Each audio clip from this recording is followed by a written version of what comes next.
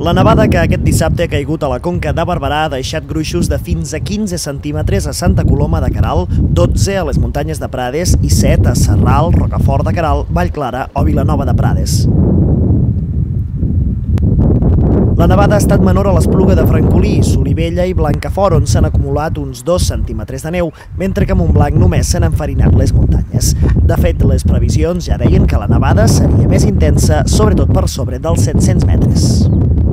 La neu ha deixat aquest paisatge a la Conca de Barberà. La majoria de les poblacions s'han llevat emblanquinades aquest dissabte després de la nevada de la matinada. Els gruixos de neu han estat més forts, sobretot a les cotes superiors als 700 metres i des d'aquí al coll de Belltall, on s'arriben als 10 centímetres de neu, es pot veure un paisatge totalment emblanquinat de la Conca de Barberà, des del coll de Belltall fins a les muntanyes de Prades, passant pels pobles del centre de la comarca. La majoria de poblacions no han patit greus afectacions, però sí algunes de les carreteres locals secundàries que han patit sobretot els efectes de les plaques de gel.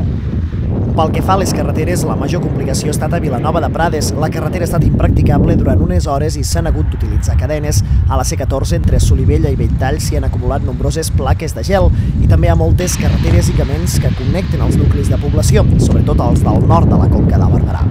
A Belltall els carrers estaven plens de neu, amb uns 10 centímetres acumulats. Durant la major part de la jornada, la temperatura no s'ha mogut dels 4 graus sota zero. De fet, la previsió diu que encara baixaran més les temperatures i les gelades seran potents, fet que obliga a una especial precaució a les carreteres.